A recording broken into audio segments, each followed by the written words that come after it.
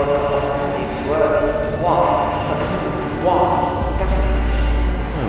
back to normal. Now to confront the people behind us. Aha, gotcha.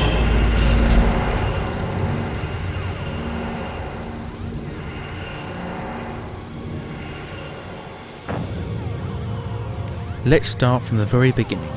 We go back to the 17th of June 2005, exactly 10 years ago today, when the first Character Options 5-inch action figure sets were released.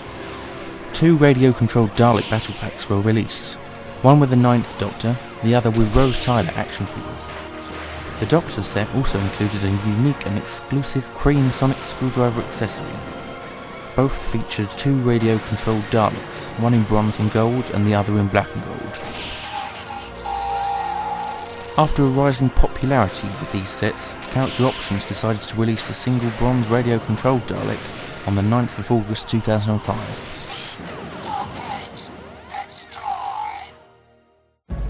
The success of these first 3 Dalek sets was a major part in the history of the action figure line, and on the 19th of December 2005, the first wave of action figures was released. This first wave included the 10th Doctor in suit, 10th Doctor in overcoat with sonic screwdriver accessory, Rose Tyler and K9, Cassandra and 3 robot spiders, the Mox of Balhoun and 2 robot spiders, Slitheen, Sycorax leader and accessories, and the Argos exclusive 9th to 10th Regeneration Pack released on the 20th December 2005. The first wave also contained a few exclusive when looking at re-releases. The packaging for starters contains no series number. This was later introduced and was kept all the way up until 2010. All but the Doctors of this wave were re-released with a new packaging and a slight repaint.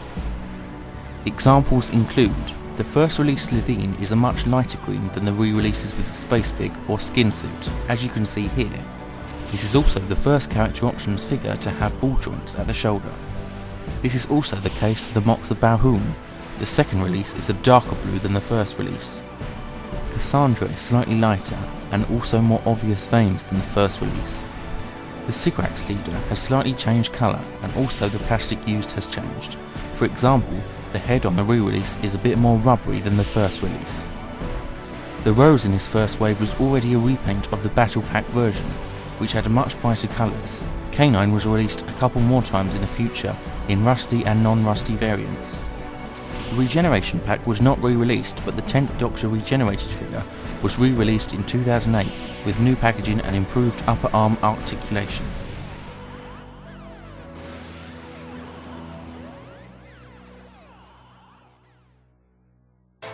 After the success of the first wave, Character Options were not far away from releasing a second and third wave in 2006. These included Cassandra and Destroyed Cassandra and Chip, Cyberman and Gun Arm variants, Werewolf, Quilitane in grey and brown/red, New Earth Rose and non-rusty K9, and Captain Jack Harkness. The waves also included many sets, such as 2 more battle packs with the Cyber Leader and 10th Doctor, store exclusive sets such as the Cyber Controller and Guard set, Doomsday set, and the Genesis Arc with a Cultus Skaro set.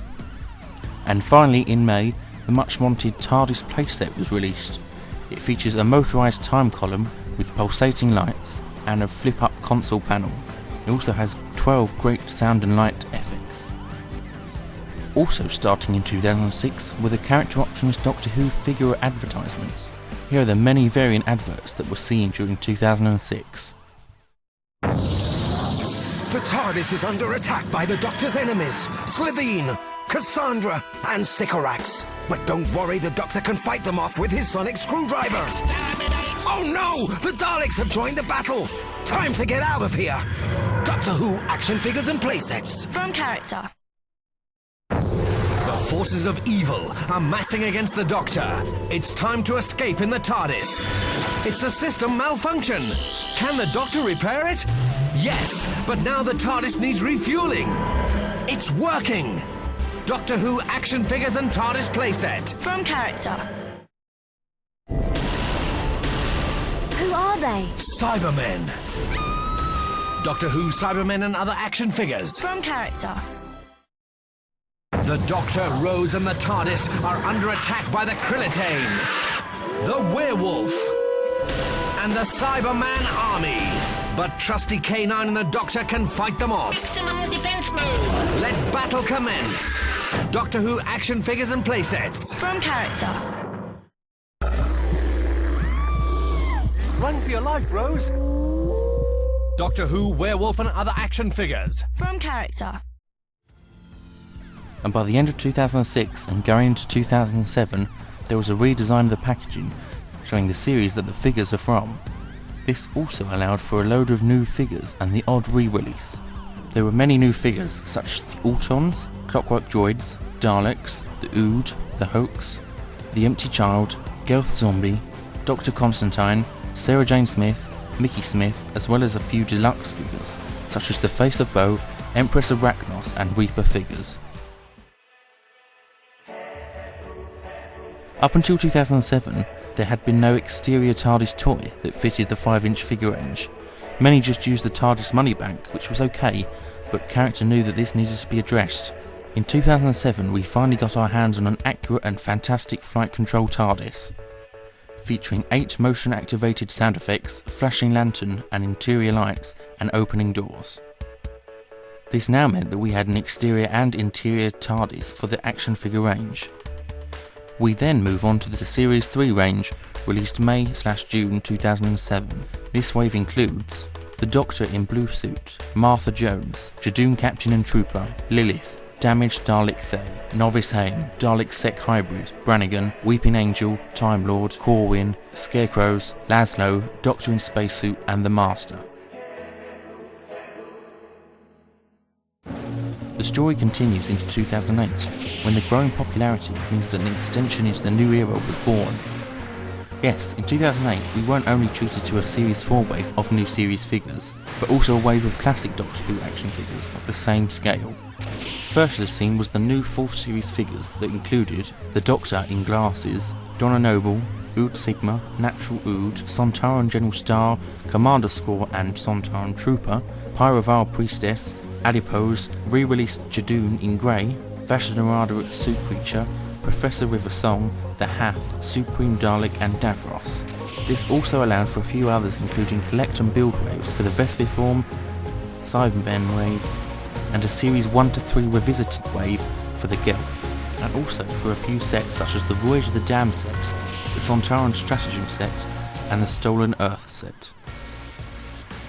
In August 2008, the first waves of the Classic series were released. These included D48 and SV7 robots, the 4th, 5th and 6th Doctors, Magnus Greel and Mr. Sin, Zygon and Sea Devil. This was a collect and build wave to make a larger K1 robot. They also released 2 collector Dalek sets, the first containing a Dead Planet Dalek, Planet of the Daleks Supreme, and Genesis of the Daleks Dalek.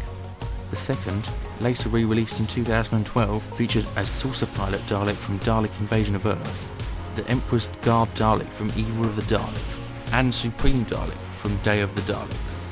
With the success of these first classic releases, Character Options knew that they had a perfect opportunity and since have continued this line, beating its predecessor, which has been mostly killed off by 2013. A second wave of classics was also released, including a Earthshock Cyberman, Ice Warrior, Morbius, the Master, a Vought robot and a Robot Mummy.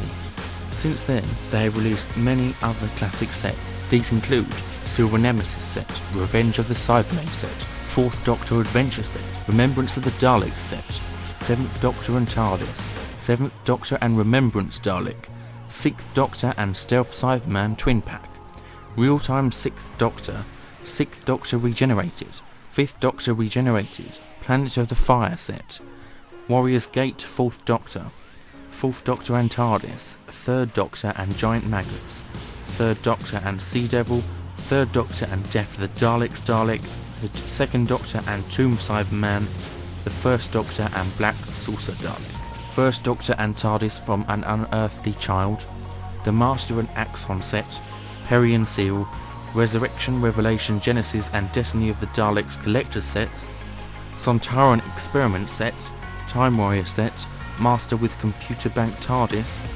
Leela City of Death Set, Invasion of Time Set, Enemies of the First and Third Doctors, The Chase Set, The Caves of Androzani Set, Keeper of Traken Set, Image of the Fendar Set, Perry and Rogue Cyberman, Dalek Emperor Davros and Destroyed Imperial Dalek, Seeds of Doom Set, Castrovalva Set, Pyramids of Mars, Mars and Priories Collector Set, The Three Doctors Set, Claws of Axos, The Demon Set and Ace.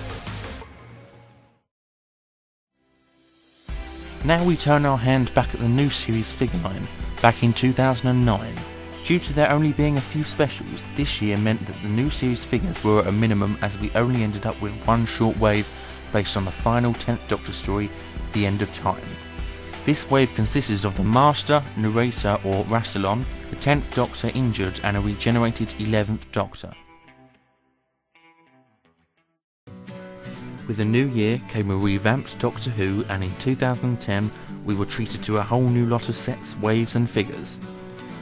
First off, we were treated to an 11th Doctor's Crash set, which featured two variant 11th Doctor figures, one in Raggedy Doctor clothes, the other in the 11th new costume seen in the 11th hour. Toys R Us also had an exclusive limited edition version with a blue bow tie instead of the standard red.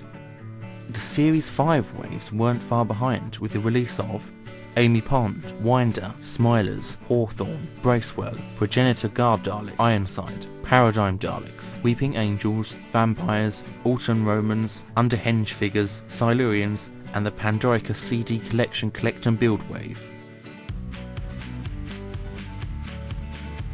However, there was something missing: the TARDIS. In 2010 we were given a new playset and a new flight control TARDIS. Even though it wasn't quite as good as the Eccleston and Tennant's TARDIS playset, it was better than nothing. The TARDIS playset was a recognisable recreation of the TARDIS set from Series 5, which had multiple stairways and a decently accurate console.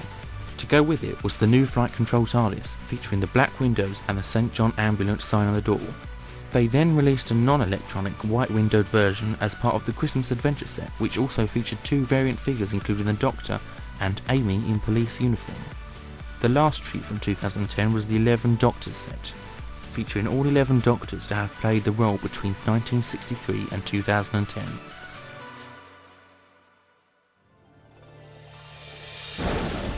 Now, as many of you know, 2011 was the turning point in the 5-inch new series figure line.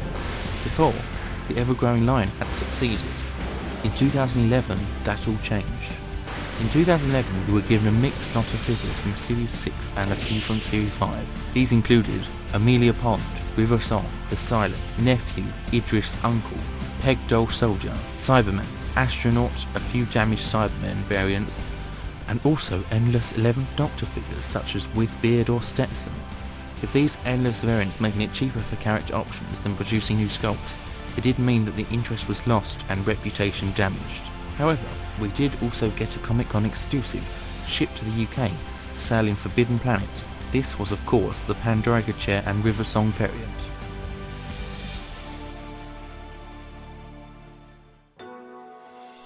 Due to there not being a full series in 2012 and only 6 episodes at the end of the year, character options had nothing to go on for a new wave of figures. However, they tried in the form of a wave of sound effects Daleks due to Asylum of the Daleks, each featuring Dalek voices suited to the era they were from. In July there was another Comic-Con exclusive in the form of Winston Churchill and an Ironside Dalek, with a few accessories. Finally, in late 2012 there was horror when the inevitable news that the new Series 5-inch line was no more. To finish off, Character Options finally gave in and released a Rory Williams figure just as the Ponds had left the TV show in Angels Take Manhattan. There were 3 variants of this figure, in blue and red, black and grey BBC Shop exclusive, and also an orange and grey variant, which was rare in the UK but available across the pond in America.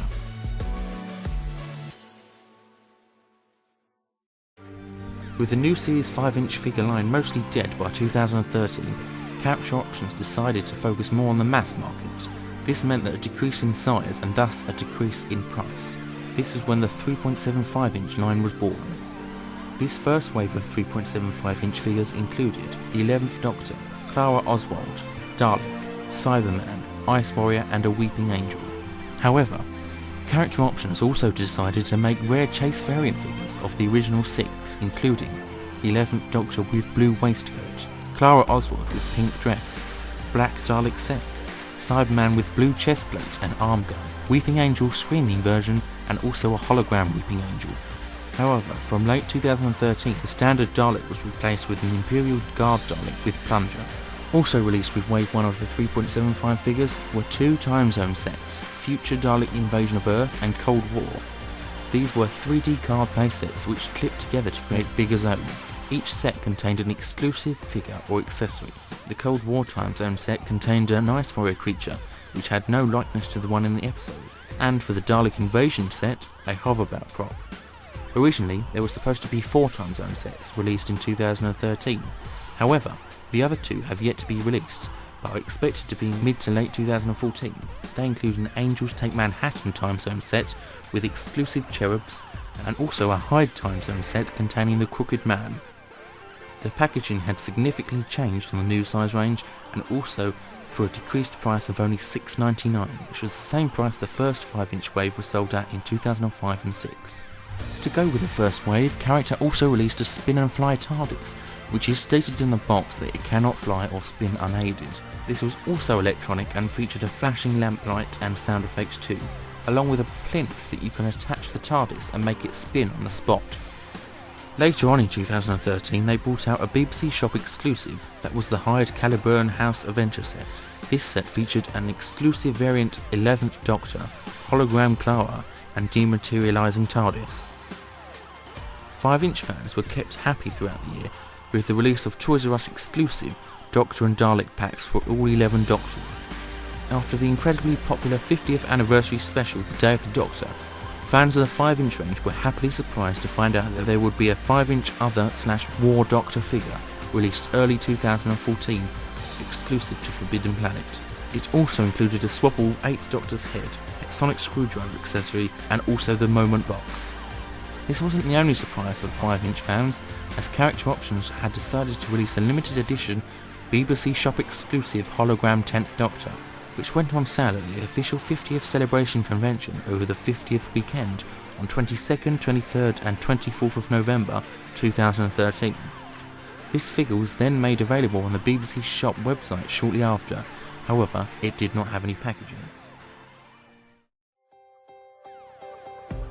With the incredible 50th anniversary year over and Matt Smith having just left the TARDIS, we finally find ourselves in the year 2014 and the Capaldi era. This year we were lucky to find the 5-inch Other/War Doctor being released. Around the same time, however, the second wave of the 3.7 line was released. In July 2014, we were shocked to find leaked information on a future 5-inch set known as the Time of the Doctor Collector's Set, which was then released in October, as well as the Toys R Us exclusive Asylum of the Daleks set and Ace from Silver Nemesis. A few weeks later, it was announced that a twin pack called the Impossible set would be released in September, featuring the 11th Doctor from The Snowmen and Oswin from Asylum of the Daleks. As for the 3.75-inch line, Wave 3 was released in August, featuring the 12th Doctor in his costume, Amy Pond, the 10th Doctor, Asylum Dalek and Genesis Dalek. There have been a few more shipments of Wave 3 towards the end of 2014, also released with the 2 remaining time zone sets.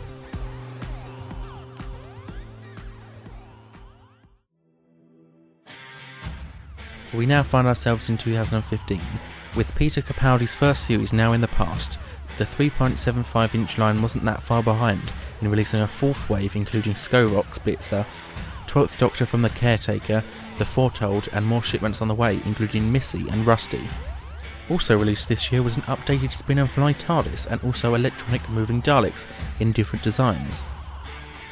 As for the 5-inch figures, at the time of this documentary there have been no more releases since the Time of the Doctor set. However, there is still hope in the talks of a new limited edition collector series. However, this has not been fully confirmed and greenlit by Character Options.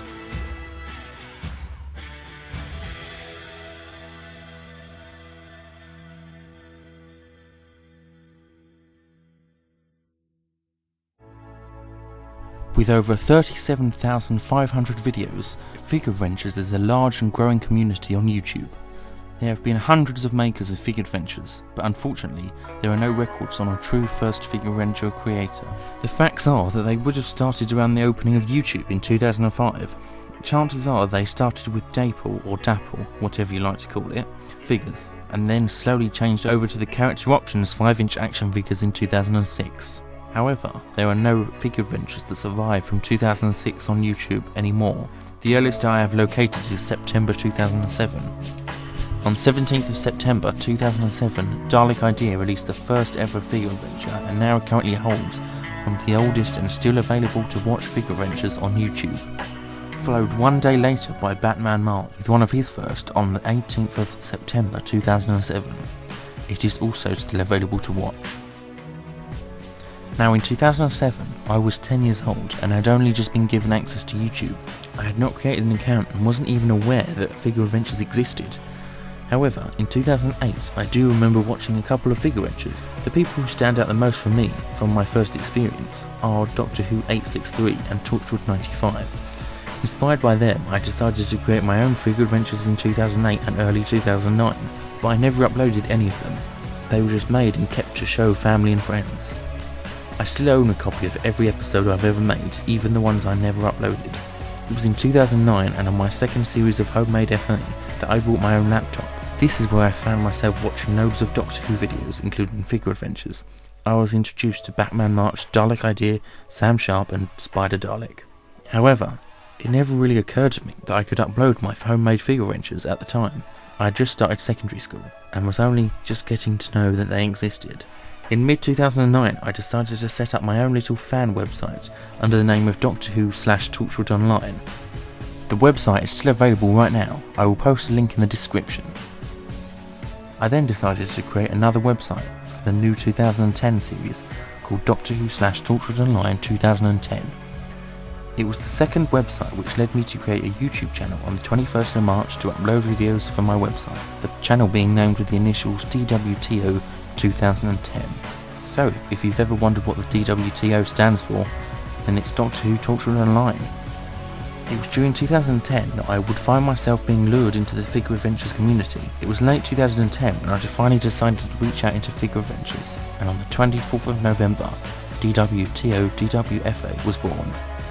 Instead of uploading 2 series worth of Homemade FA, I decided to start again and released a 2-part multi-Doctor story called 9th, 10th and 11th, and Night of the Dream Lord. It was okay. Everyone had to start off with a poor first episode. In 2011, however, I found myself with enough time to release 2 full series, namely Series 1 and Series 2. Only a couple of Series 1s still survive from the original upload, whereas Series 2 is still completely available to watch. Every episode from the beginning until Series 2 had text instead of voices. However, with a few people suggesting and finally plucking up enough courage, I finally changed over to voice FA for episode 6 of Series 2. This is now my first ever voiced FA and also my most viewed of all time. Towards the end of 2011, myself and Spider Dalek were in discussions to create a joint third series for 2012. It was due to air in July 2012, but we both didn't find enough time to complete enough episodes, so it had to be postponed until August. In August though, there were a few crashes, and also while on holiday, my accommodation was broken into and they stole my camera.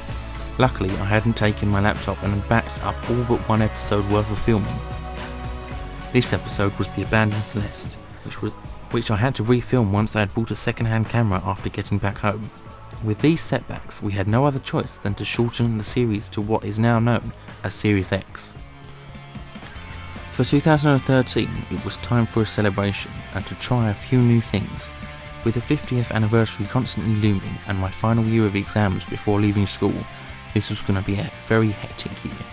Starting off great, 2013 saw me conclude the large-scale finale of Series X in Escape from the Insanity Pit. Getting closer to exams, I decided to make a few minisodes and remaster most of Series 1 with the voices, as this wasn't too much work but gave people something to watch. During that time, I was thinking up ideas for the third series of FA. In April 2013, I had just begun production on a third series consisting of 4 long and epic-scaled stories. This was the month when everything changed. Starting off with a reasonable 300 subscribers, it suddenly started increasing faster than I ever thought imaginable. In May, I'd begun work on my 50th anniversary special. However, the main production didn't begin until September. By June, I was getting 10 subscribers a day, and on one day managing to reach 45 subscribers in just that day. I was absolutely blown away. Having just finished my exams and left school in July, I finally had enough time to work on the rest of Series 3 and also began work on the 11 minisodes and also writing my 50th anniversary special. August was a great month for me, having been to Cardiff and been on the TARDIS set tours. I also managed to film on Southern Down Beach, aka Bad Wolf Bay, for my 50th and 11th minisode. Also finding time to go on location to Hever Castle for the 10th minisode, and finally build a brand new updated 2013 TARDIS set for FO. September, I had just started college and was settling in, while I was still writing my 50th anniversary special. In October, I managed to find time to complete Series 3 with Portals in Time, and also get out the 11th minisode. It was also when I managed to get in contact with Simon Fisher-Becker to voice in my 50th anniversary special. Full filming production began in October. On November 5th, I had finally completed the full scripted code of The Legend. Filming had already started, and I spent all my time trying to get it done. It was very tight, but I managed to get my 50th anniversary special out on the 23rd and 26th of November. The gap was longer than I thought due to being at the official convention in London. The 24th of November 2013 celebrated the 3rd anniversary of my channel, although I was too busy to get much out due to the 50th. In 2014, I managed to release a 4th series which ended in the return of the Rani. Although plans for a 5th series to start in October failed completely, Series 5 did begin with a prequel on 23rd of November 2014. The second episode of the series, The Years of Trenzalore, was meant to be released in December, but this was delayed due to coursework and released February 2015. This brings us to the present day in 2015, where I am currently working on the rest of Series 5. Unfortunately, I do not have much to show you at the moment due to coursework.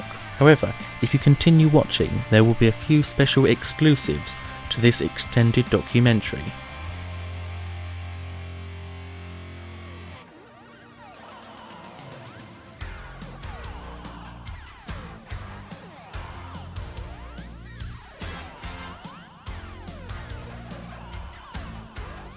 I think I'm the one known as Dalek Dude Guy, or DDG. And what do? Well, I used to make FAs. You may remember the granny things with a creepy face. I did 4th Doctor, stories as well. Yeah, but now I've sort of moved on from that, and I make audios and fan film parodies. Hi, I'm Clint Ryan, and well, I do the CGI in James's series, along with Jonathan.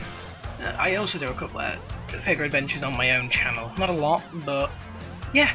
My name is Christopher Eden, and I do YouTube videos. I also voice the 8th Doctor and compose music for Series 5 of Doctor Who figure adventures on this channel. Well, my name is Zach Roberts. I'm known as Dalek Emperor 101 Productions on YouTube, and I'm an actor and writer, and I produce figure adventures. Hello, I'm White Point Star Productions, also known as Christy Keaveney, and I make FA in short films. I think it was because fan films, I wanted to sort of make a Doctor Who fan production, and fan films require, a cast of more than one, usually, and I thought, well, I've got all these action figures. When I say action figures, I mean like Corgi and stuff back then, and I thought, well, I may as well make something out of that. But for the whole YouTube thing, I'd have to say that my main inspiration to actually get on YouTube and do these was actually two people. Dalek Idea, you may have heard of, and the Cyber Planner, who you may not have heard of. Those two were, relatively new on YouTube as well. I think 2007. So, yeah. I wanted to start doing figure adventures because I liked the idea, the style, the way it was shot, the way it's made. I also like the process behind it. I also like editing as well. Editing's a big part of my passion, and I wanted to be able to tell great stories. I had been into animation for so long before I'd even got into Doctor Who. So as soon as I got into Doctor Who and got my first figures, I thought, I can animate these.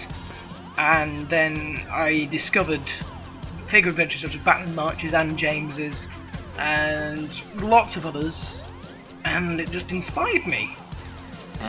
What made me start Figure Adventures?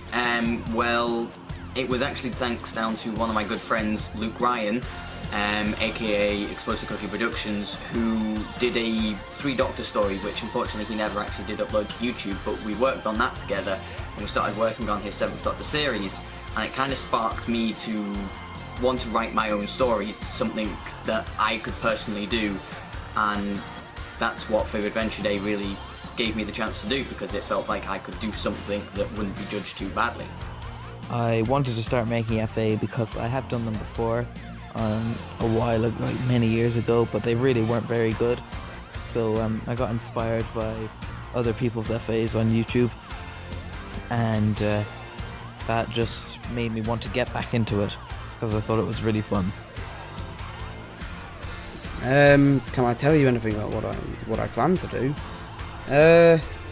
I plan to make a few more of those granny things, and you may or may not know that I'm helping out with a certain movie going on this particular channel. And then for my other stuff, I just plan to keep going with it until I get bored. Now, I plan to do some more classic series figure adventures, because there aren't enough out there in my opinion. Okay, it will be mainly centered around the 7th Doctor, because, you know, I like doing the 7th Doctor. He is one of my favourite Doctors, yes. This is my 7th Doctor voice, if you could not tell. So yeah, I hope to get some stuff out. I have a few things planned. Whether they're going to happen or not, I'm not sure, but I plan to do some audio adventures, because I really like the idea of using your imagination more when you listen rather than see. Channel-wise, have fun and mess around. I think that's what everybody's YouTube channel is, but for Figure Adventure-wise, I have an entire plan laid out to the end of 2019. I have a story, I have an arc, I've got multiple Doctors, not multiple Doctor stories again, I don't think I'll ever do that. I think Overload will be the only multi-Doctor story I ever do, but I can't actually tell you anything more. It would just spoil it, because I've got a really good plan built up, and any little teaser would just kind of break it down. But what I can say is that it's something that's never been done in the YouTube community before, or at least I don't think it has been. It might have been done by Big Finish, but I'm hoping that the arc that I have will be very surprising to some people, because it's a little bit different to what normal people would expect. I plan to make a whole Series 2 for FA because I really enjoyed making Series 1. Is it? Is it? Okay, I don't. Okay, yeah. A welcoming and fun place. That's certainly one way of putting it. I think it's because you know, you get. I think a lot of people like Doctor Who, and that kind of connects us all in a way. And then people who do the same thing tend to connect a bit more. You'll probably find. I know these things. I've been into space. The Figure Adventure community, it is very welcoming, because from what I say, everyone likes to help out each other. Like, I helped James with CGI, and I've helped others with CGI, such as Dalek Dude Guy, Shook, and others. To be fair, it's good because we all like to help out each other. The FA community is really, really good. We are very passionate about what we do. We all share the same interests. And it's a great place to just hang out and chat. Everyone is really positive, really helpful. We each help with voicing characters for each other's videos, and it helps bring a lot of people together and make new friends. What makes the FA community a welcoming and fun place? Well, nothing. We all hate each other and we're a bit shit to each other. I'm of course joking. I think what makes the FA community a welcoming and fun place is pretty much the people that are in it, because everybody's had that point in their life where they've started out doing something and they've not been great at it, and then they've built up their confidence and they've built up what they've done, and I think that a lot of people from the FA community know how that feels, so they don't judge a person by the animation skills. They judge the person by the story and the quality of what they've got, and they don't really judge it, they just give advice when it's needed. And that's why it's a fun and welcoming community, because nobody is really like, no, you're rubbish, get out of here. It's more, you've done a really good job, but here's something you can improve on. So I think that's a great helping hand. I think the FA community is such a fun and welcoming place because there are so many other people who love the same thing that you do, and they understand like that you enjoy making these, and they're willing to help, and you can help them, and it's like a big family.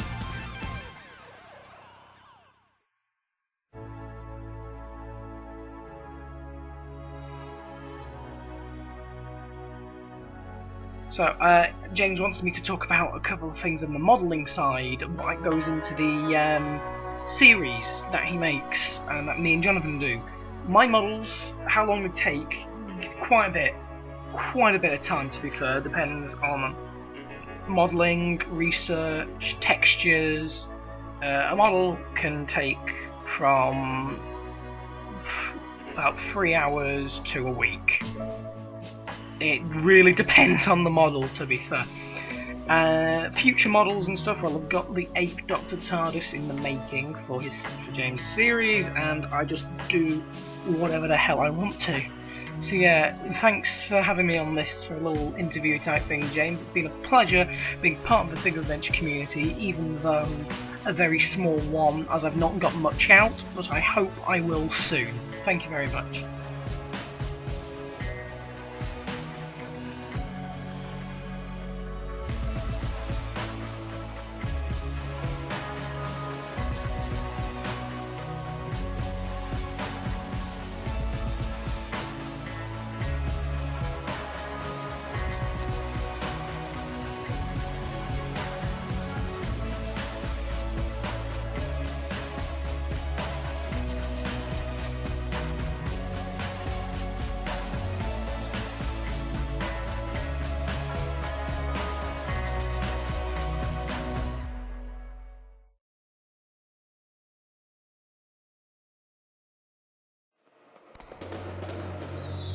November 2017.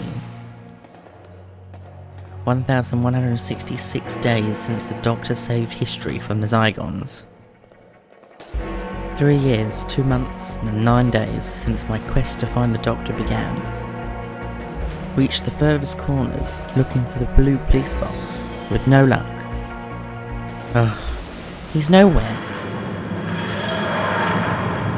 Welcome aboard, Miss Kai. Remember the 5th of November. Gunpowder, treason, and plot.